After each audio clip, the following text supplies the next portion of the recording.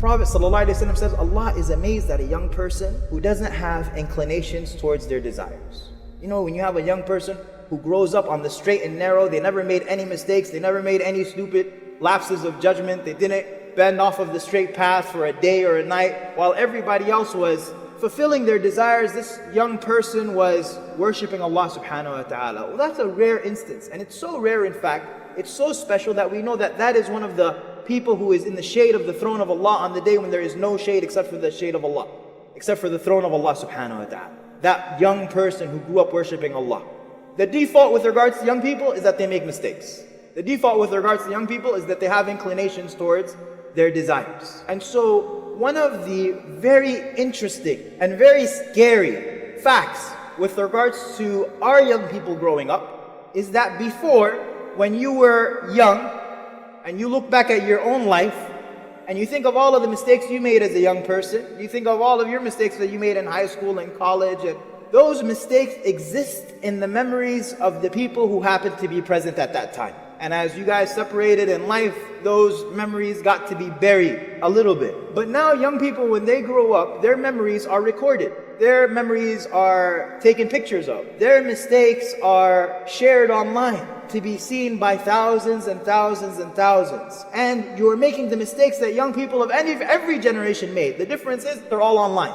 And so how do you protect people from that? And as a parent, how do you be concerned about that? I once had a man who came to me in the masjid and he said, can you please speak to my son? He's 13 years old. He started talking to girls. And so he's starting to text girls. So can you please just talk to him? And I said to him, well, what kind of phone does he have? He said he has an iPhone. Taban, of course he's got an iPhone. So I said to him, you gave a 13-year-old an iPhone and you're asking me to save him somehow when you've given him every tool to make every mistake possible. Right? It's like you slaughter a person and then say, come resuscitate him, please give him CPR. Protecting your children. Ali ibn Abi Talib has an incredibly profound statement. He says, raise your children for their generation, because they have been created to inherit a world other than yours. I.e., if you try to raise your children the exact same way that you were raised, then you're going to fail.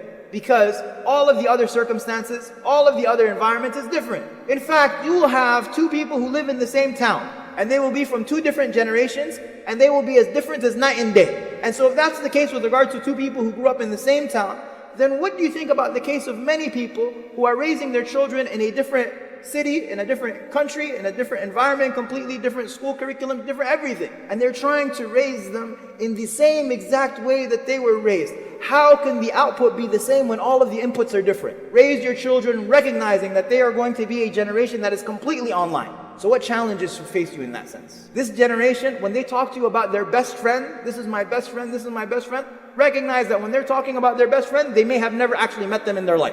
They are talking to you about a best friend that they met online 7 years ago, and they talk every single day and they share pictures every single day, and they have no idea, they've never met them before, because they live in another city somewhere else in the world. Right? The world has changed so drastically, so much, and that is part of the challenge. When I say protecting your children as much as you can from a shubuhat, there are a lot of really alarming statistics out there that parents should know. 50% of children by the age of 7 years old in the United States have seen their first pornographic image. 35% of teenagers by the age of 14 have either sent or received pictures of themselves nude in some fashion. And many times parents, when they hear these types of things, they assume, well, not my kids. And that might very well be the case. That might very well be the case that it's not your kids. It may very well be the case that your children are angels. But even if your children are angels, that is not the indication of a good parent. Why? Because a good parent doesn't say, not my kids. Yaqub alayhi salam is on his deathbed and he has a son who's a prophet. And yet he's still concerned. What are you going to worship after me? Some of the mufassirin said all of his children became prophet.